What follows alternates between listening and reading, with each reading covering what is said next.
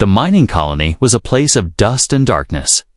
The sun was weak here, hidden behind thick clouds of smoke and ash. The ground was hard, the air heavy with the taste of metal. Workers moved like shadows, tired and silent, returning to their small shelters after another long shift. Among them was a man named Jonas. He was not young, not old, just another face in the crowd. His clothes were worn, his boots broken, and his stomach empty. Jonas lived alone in a small metal shack at the edge of the colony. Every day was the same. Work, survive, sleep, repeat.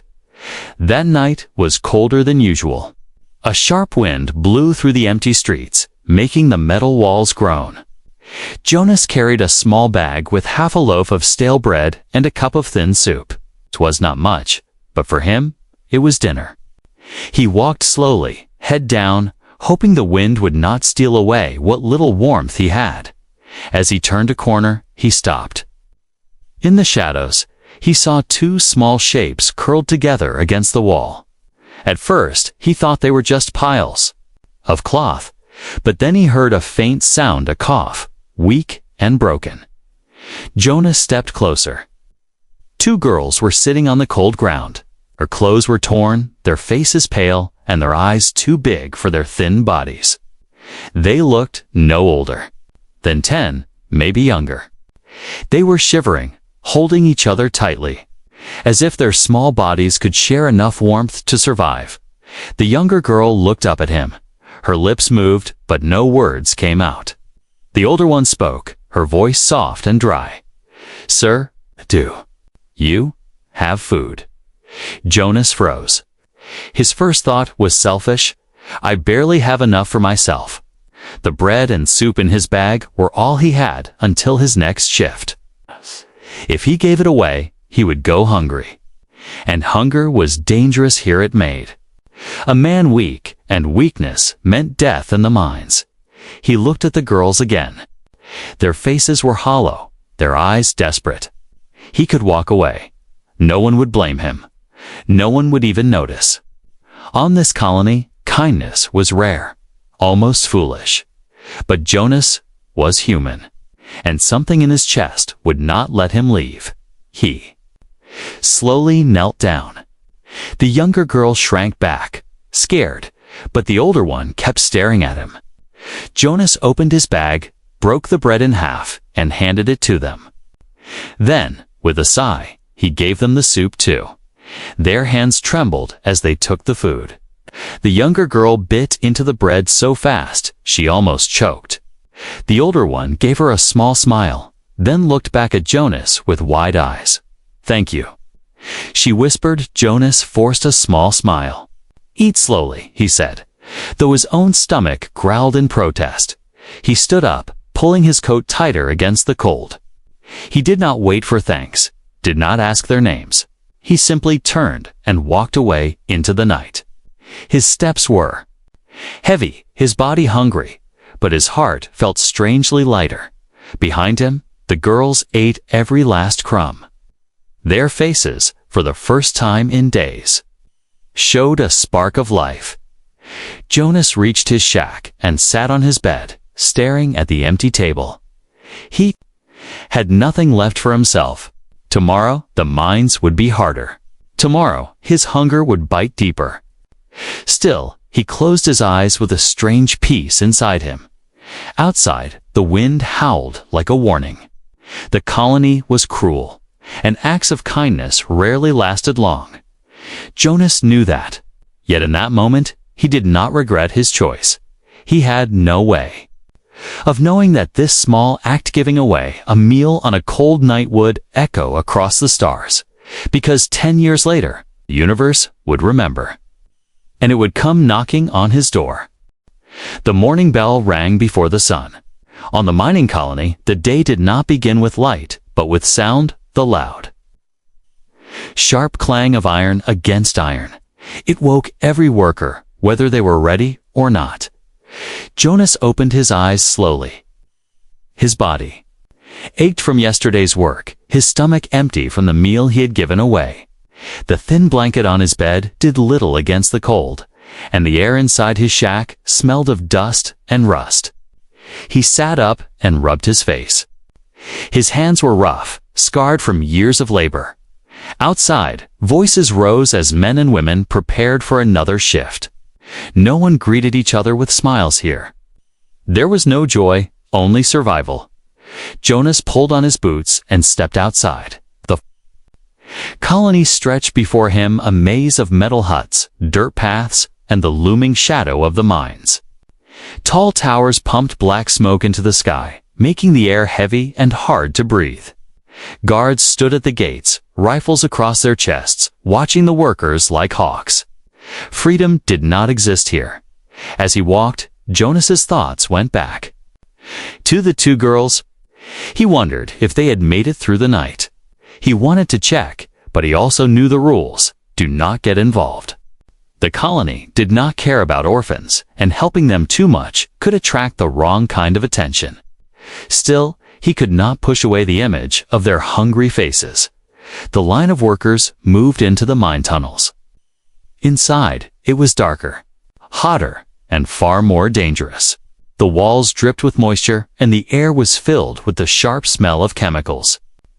Jonas picked up his tool, a heavy drill, and started to work. The sound of machines echoed all around, metal grinding against stone, sparks flying as drills bit deep into the planet's crust. Hours passed. Sweat ran down his face, mixing with the dust. His stomach growled, but he pushed through the hunger.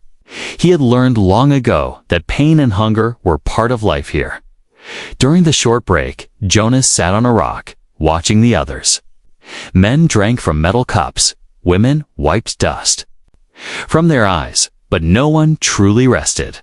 Everyone was always tense, afraid of accidents, cave-ins, or the guards who punished anyone who slowed down. Jonas kept silent, lost in his thoughts. He remembered the girls again. In this cruel place, what chance did they have? Children without. Families usually disappeared. Some were taken by gangs. Others sold to traders, and many simply starved. Part of him wished he had done more than give them food. But what could one poor worker do? The bell rang again, and the break ended.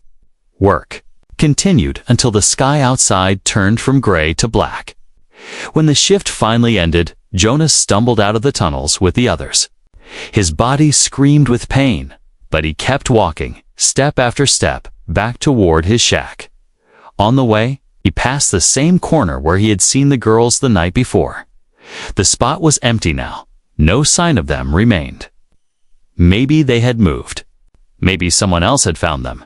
Or maybe they had not survived. Jonas's heart tightened, but he forced himself to keep walking. He could not save everyone. He could barely save himself. Back in his shack, he sat on his bed, staring at the walls. The room was silent except for the low hum of machines in the distance. He had nothing to eat, nothing to comfort him. Just the memory of two hungry faces and the faint warmth of having done something good. Yet survival was not kindness. Survival was cruel, and every day reminded him of that truth. Still, as Jonas lay down, exhaustion pulling him toward sleep, he whispered to himself, "One day, maybe things will change." He did not know how. He did not know when. But somewhere deep in his heart, he believed that life could not always be this hard. Something had to be waiting beyond the mines, beyond the smoke, beyond the endless struggle. And far above, in the silent stars, fate was already moving. 10 years passed like a slow storm across the mining colony. Days blurred into weeks, weeks into years, each one heavy with the same labor, the same hunger, the same gray sky. Jonas grew older, his back bent from endless work, his hands harder than stone. He spoke little, smiled even less, but deep inside, a small ember of kindness still burned. He carried the memory of two little girls he had once fed on a freezing night. Though he no longer knew if they had survived. On this particular evening, Jonas returned from the mines, his body aching more than usual. The air was unusually still. The colony, normally filled with the noise of machines and shouts, seemed to hold its breath. Workers shuffled toward their shacks, but something in the distance made them stop. A low rumble trembled through the ground. At first, Jonas thought it was a quake. Shakes were common in this part of the planet. But then the sound grew louder, deeper, like thunder rolling across the sky. The workers looked up, shielding their eyes. Out of the clouds it appeared. A massive shadow cut across the gray sky, descending slowly, steadily. The people gasped. It was not a transport ship, not a cargo freighter. No, this ship gleamed with light, polished metal shining even through the smoke-filled air. Its size dwarfed every vessel the colony had ever seen. Sleek, curved like a blade, it carried an air of power and wealth that did not belong here. The ground shook as the ship hovered above the colony square. Dust and wind whipped through the streets, forcing people to cover their faces. Jonas stood frozen, his eyes wide. He had seen ships before, but never like this. Luxury vessels belonged to the elites of the galaxy, to merchants, rulers, and people of power. Never had one touched the ground of this poor mining world. The crowd gathered as the ship lowered onto the barren square. Its engines hissed, steam, rising around it, making the moment feel almost unreal. The guards at the gates raised their rifles uncertainly, but none dared to fire. Whoever owned this ship was beyond their reach. The noise stopped.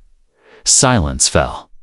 The ship rested like a sleeping giant, its hull gleaming under the colony lights.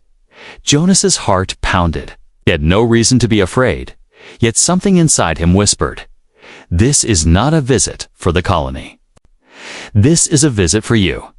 A hiss echoed through the air as a ramp unfolded from the ship's side. The metal touched the ground with a deep clang, and from inside, a mist of cool air spilled out.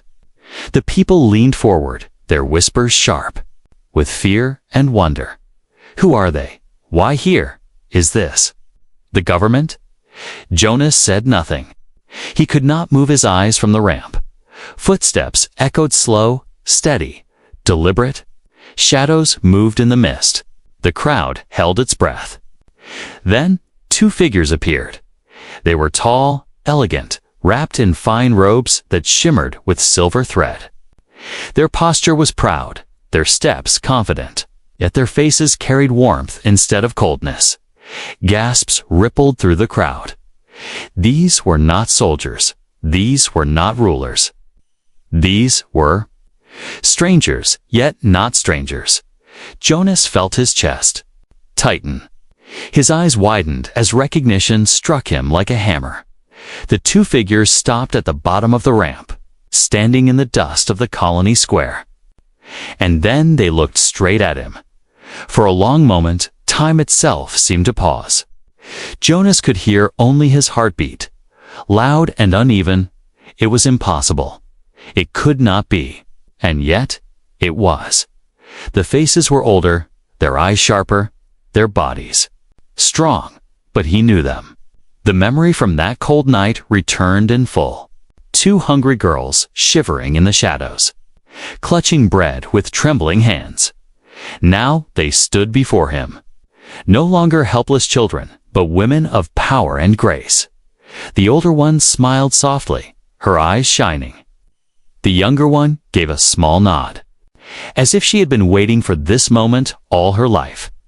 Jonas's mouth went dry. He whispered to himself, barely audible, "It can't be." The older woman stepped forward, her voice clear and steady. "We have come a long way," she said. Her gaze locked onto his, and the crowd fell silent around them. "We've been searching for you." The whispers of the colony turned into a storm of voices, but Jonas heard none of them. His world had narrowed to the two figures standing before him, to the impossible truth unfolding in front of his eyes. The night he had almost forgotten, the night when he gave away his last meal, had returned, and it had come back on the wings of a luxury starship. The colony square had never been so quiet. Hundreds of workers stood frozen, their eyes fixed on the strangers who had stepped off the ship. The guards, usually quick to shout and bark orders, stayed silent too. Even the engines of the mines seemed to hush, as if the whole world wanted to hear what would happen next. Jonas's heart thudded in his chest. He felt the weight of every eye, but his own gaze was locked on the two women standing before him. Their fine robes shimmered like starlight, their faces calm yet powerful. But behind the silver threads and noble bearing, he saw them the hungry little girls he had once found in the dark. He remembered their trembling hands, their hollow faces, the way they had clutched his bread as though it were treasure. He remembered the weak thank you that had stayed in his mind for years. Now they stood tall, strong, alive. The older one stepped closer. Her eyes held warmth, but also strength. The crowd parted, whispering in awe. She spoke his name as if it were sacred. Jonas. He stiffened. He had not heard his name spoken like that in years, gentle, filled with meaning. "Do you remember us?" she asked. His throat tightened. Words felt heavy, but he forced them out. I remember," he whispered. "The cold night. Bread, the soup, two little girls." The younger woman smiled, her eyes glistening. "Yes, that night saved us." The crowd erupted in confusion. Workers murmured, "Saved them. Who are they? They came for him. What does this mean?" The guards glanced at one another, unsure whether to interfere. But the sheer presence of the ship and the aura of the two women kept them rooted. Jonas shook his head, still unable to believe. "I only gave you food. It was nothing." The older woman's gaze softened, but her words were firm. "To you, it was nothing. To us, it was everything." The younger one added, her voice trembling slightly. "We were dying, Jonas. That bread gave us strength. That soup gave us hope. But more than food, you gave us something no one else did. Kindness." Jonas's chest ached. He looked down at his scarred hands, rough from a decade of labor. I never knew what happened to you." The older woman lifted her chin, her voice proud now. "After that night, fate took us far. We were found by a passing ship, taken far from this world. We learned, we worked, and we rose. The galaxy is vast, Jonas, but through every step, we remembered the man who fed us when no one else would." Gasps spread through the crowd as realization grew. These were no ordinary visitors. These were women of influence, perhaps even rulers. Jonas's mind spun. He had imagined the girls dead, forgotten by time. Yet here they were, standing before him, not as victims, but as leaders who commanded a starship of wealth and power. The younger woman took a step closer.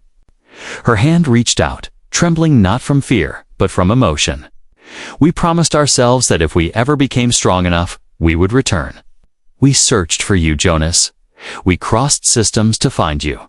His breath caught. A square seemed to vanish. The voices fading until there was only the memory of a cold night now blazing into the present. Jonas's voice cracked. Why come back for me? I'm just a miner, nothing more." The older woman's eyes burned with conviction. "You are the reason we are here. Without you, we would not have survived. Without you, we would not have become who we are. Today, to you, it was a simple act. To us, it was the turning point of our lives." A murmur ran through the crowd, a ripple of awe and disbelief. Jonas felt weak, as if the ground might give way. He wanted to deny it, to say he was unworthy. Yet in their eyes, he saw truth. The younger woman's voice was soft, but it carried through the square. "Jonas, we did not forget you, and we never will." Silence followed. The crowd watched, waiting for what would happen next. For the first time in years, Jonas felt something stir inside him. Not the dull weight of survival, not the emptiness of hunger, but something warm, something alive. The two women turned slightly, gesturing toward the shining ship behind them. Its lights glowed, its engines pulsed like a heartbeat. "Come with us," the older one said. "See what your kindness has built. This is not just a ship, it's a home, a future, and it is yours too, if you choose it." Jonas's breath caught in his throat. The colony, with its gray skies and endless suffering, seemed to shrink around him, and before him stood the impossible doorway into another life. A chance he never dreamed could exist. The crowd buzzed with wonder, but Jonas heard none of it. His world had narrowed again, but this time it was not to despair. It was to a choice, one that would change everything. For the first time in 10 years, Jonas felt the universe open its hand to him. And it was because of two little girls he had once fed on a cold night. The colony square was still buzzing with whispers as Jonas stood before the two women. The crowd could not believe what they had witnessed. A luxury starship had landed in the dust, and its owners, two powerful figures, claimed to have come. For him, Jonas himself could hardly breathe. His heart beat like a drum in his chest. The older woman's words echoed in his mind. "Come with us. See what your kindness has built." Before he could answer, the younger woman extended her hand. "Jonas," she said softly, her voice filled with warmth, "step inside. We want to show you something." The people around him gasped. No miner, no worker, no one from this colony had ever been invited into a ship like this. It was unthinkable. Yet all eyes watched as Jonas, hesitant but unable to resist, slowly walked forward. His boots crunched on the dirt as he followed them up the shining ramp. The air changed as soon as he stepped inside. Cool, clean, almost sweet. For years, he had breathed only dust and smoke. Now, every breath felt like a gift. The walls of the ship glowed faintly with soft light, smooth and elegant. The floor shone as if polished daily dot. Jonas froze. He had never seen such beauty. The younger woman glanced back, smiling at his shock. "This ship is ours, Jonas. But in truth, it belongs to you as much as it does to us." His brow furrowed. "What do you mean?" They led him through a wide corridor that seemed to hum with quiet energy. At the end was a chamber that opened into a vast hall filled with wonders. Jonas stopped dead in his tracks. The room was unlike anything he had ever imagined. Tall windows stretched from floor to ceiling, showing the endless stars outside.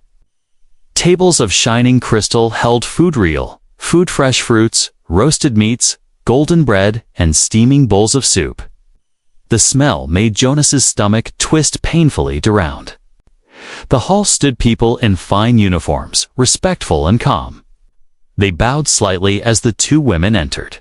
Soldiers, not slaves, these were crew, loyal and proud. Jonas's voice was hoarse. This can't be real." The older woman touched his arm gently. "It is real, all of it, and it is yours to share." He turned to her, confused. "Mine? I don't understand." She looked into his eyes, her voice steady. "Do you? Remember that night, Jonas? You gave us food when you had almost none. That one act of kindness gave us the strength to survive. It gave us hope that not all people were cruel. From that hope, we found courage. From that courage, we found opportunity. We worked, we learned, and when the galaxy opened its doors, we stepped through them. Every step, every victory, was built on the kindness of a hungry man who chose to give instead of keep." Jonas swallowed hard. His chest ached. The younger woman stepped beside her sister. Her voice was filled with emotion. "We made a vow. When we became strong, we would return for you. This ship, this crew, this life we built, it is not just ours. It is yours too. Without you, none of it would exist. Jonas staggered back a step. The hall blurred before his eyes. His whole life he had been told he was nothing but a miner. A shadow, a tool for the colony. Yet now these women, once starving children, stood before him as living proof that his small act mattered. He stared at the table of food. He had not seen such abundance in decades. Slowly, trembling, he reached out and picked up a piece of bread. It was warm, soft, golden. He bit into it, and tears stung his eyes. He had forgotten what real bread tasted like.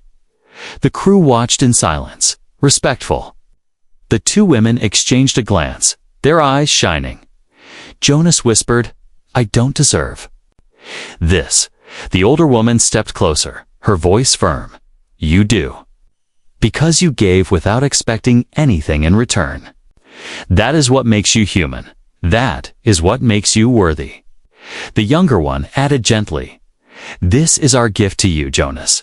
A new life. A chance to leave behind pain and chains. You saved us once. Now it is our turn to save you."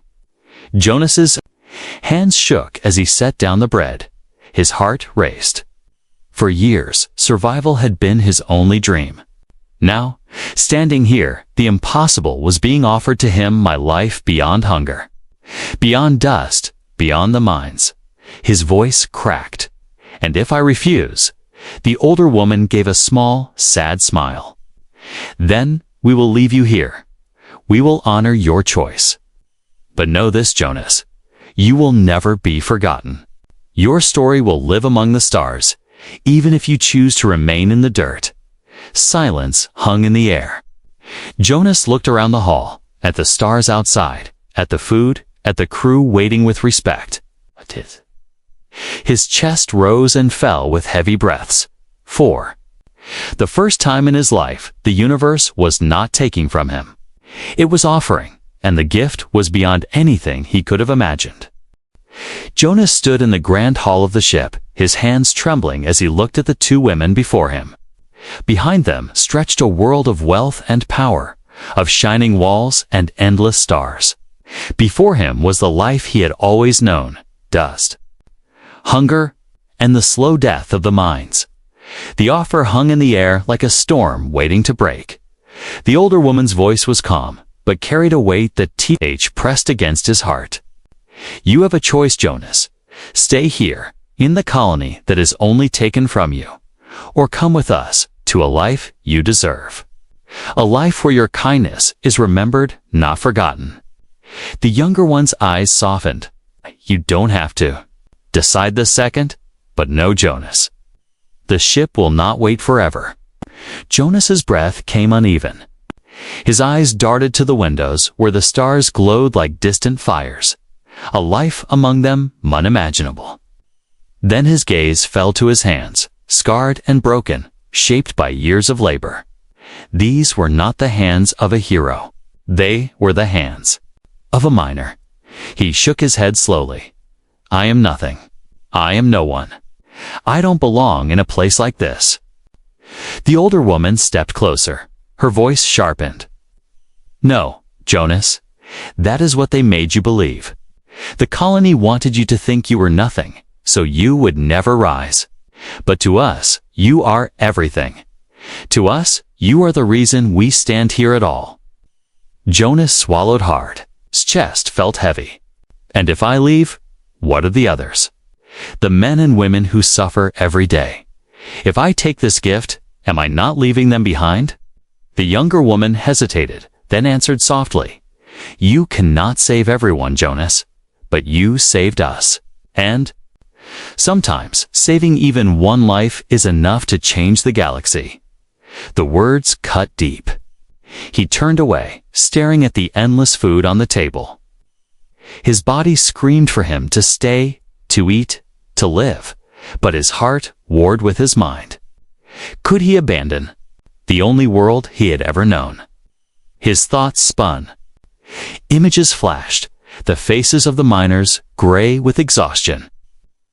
The guards shouting with cold eyes, little girls shivering in the dark, clutching bread with trembling fingers. That night had never left him. And now, 10 years later, the universe had brought it back. A silence fell.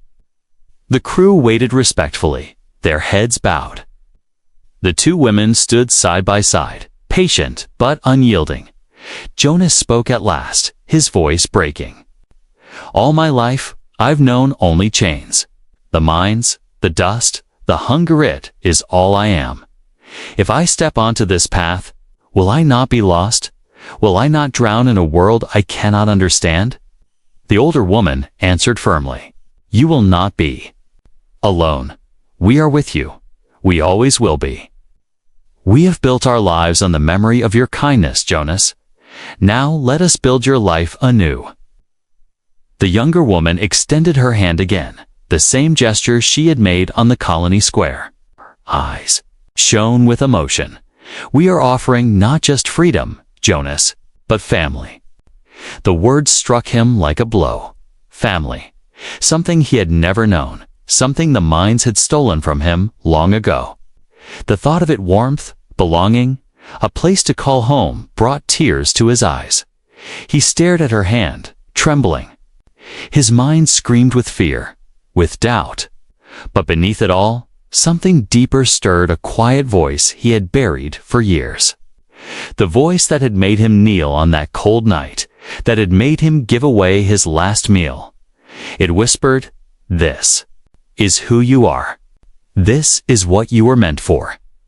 Jonas took a long, shaky breath. He looked one last time at the hall, at the food, at the stars outside. Then he looked at the two women who had once been starving girls, slowly stepped forward. The crowd of crew stirred, holding their breath. The younger woman's hand trembled as he reached out. For a heartbeat, time froze. Then Jonas placed his hand in hers. A ripple of relief and joy swept across the hall. The younger woman's eyes filled with tears, and the older one smiled proudly. Jonas's voice was quiet but steady. "I will come. I don't know what waits for me out there, but I trust you. If I once gave you hope, then now, perhaps, you can give me the same." The women bowed their heads, emotion in their faces. The younger one whispered, "Welcome home, Jonas." The crew erupted in applause, a sound of respect and celebration. The great ship seemed to hum louder, as if it too rejoiced at his decision. Jonas closed his eyes. For the first time in decades, he felt the chains of the colony fall away. Had chosen, he had stepped forward, and the universe had opened its arms. Yet deep inside, he also knew, this was only the beginning.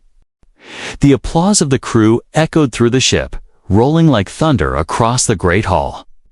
Jonas stood frozen in the middle of it all, his hand still clasped in the younger woman's, for a man who had lived his entire life in silence. In the shadows of the mines, the sound of voices cheering for him felt like something from a dream. He looked down at his calloused hands. The same hands that had once carried drills, the same hands that had given to starving children a meal. Oh, those hands had been taken into a future he never imagined. The older woman stepped forward, her voice clear and commanding, yet touched with warmth. "Let it be known," she said to her crew, "that this man is not a miner, not a slave, not forgotten dust. He is Jonas, the one who gave us hope when we had none. And from this day forward, he walks among the stars with us." The crew struck their chests in unison, a gesture of loyalty. Their eyes held respect, not pity. For Jonas, it was overwhelming. The younger woman guided him to the window. The stars stretched endlessly, bright and alive. Not distant dots behind smoke, but living fires across the galaxy. She whispered, "This is your new sky. The chains of the colony no longer bind you." Jonas swallowed hard. His chest felt heavy, with something he could not name: pride, fear, maybe even joy. "I never thought I would see this," he murmured. The older woman smiled. Neither did we. But hope has strange ways of returning when you least expect it. The ship lifted. From the barren colony, engines humming like a heartbeat. Below, the gray world shrank, the shacks and mines turning to specks of dust. Jonas stared at it until it was gone. He felt no sorrow in leaving, only a quiet peace. Days passed, and Jonas began to learn what life among the stars meant. Hughes shown the wonders of the ship, gardens that grew fresh food, libraries filled with knowledge, machines that could heal wounds in moments. The crew treated him not as a burden, but as an honored guest. Every corridor he walked, every smile he received, reminded him of how far he had come. But Jonas never forgot where he had come from. At night, sitting by the wide windows of the ship, he thought of the miners still trapped in the colony. Their faces haunted him. Their silence echoed in his mind. The younger woman, sensing his thoughts, sat beside him one evening. "You carry their pain?" she said softly. Jonas nodded. "I left them behind." She shook her head. "You cannot save them all, Jonas. But you can honor them. You can show the galaxy that even the smallest kindness in the darkest place can change everything." Her words settled deep inside him. For the first time, Jonas began to understand. His story was not just about survival. It was a message, a legacy, and so, as the weeks turned to months, Jonas's tale spread. The crew carried it to every port, every station, every world they touched. They told the story of a miner who had nothing, yet gave food to 2 starving girls. They told how that simple act had grown into a future of ships, freedom, and power. The galaxy listened. Some laughed, some doubted, but many believed. And those who believed began to see humanity differently. They called it the echo of kindness. Jonas himself never sought glory. He remained humble, often silent, his eyes still haunted by the mines. But when asked why he had done it, why he gave away his food that night, his answer was always simple: because they were hungry. Because I was human. In time, Jonas became more than a miner. He became a symbol. Leaders invited him to councils. Merchants offered him gifts. Strangers greeted him with gratitude. And still, he carried himself as the same man who had once walked the dust with empty hands. Years later, when Jonas looked at the 2 women, the girls who had once shivered in the cold, he saw not just survivors, but family. They had become his daughters, his companions, linked to a past that had given birth to the future. Together, they traveled the stars, leaving trails of hope wherever they went. And wherever his name was spoken, people remembered not the miner, not the colony, not the hunger. They remembered the night one man gave away his last meal, and how. 10 years later, the universe returned to repay him. Asterisk.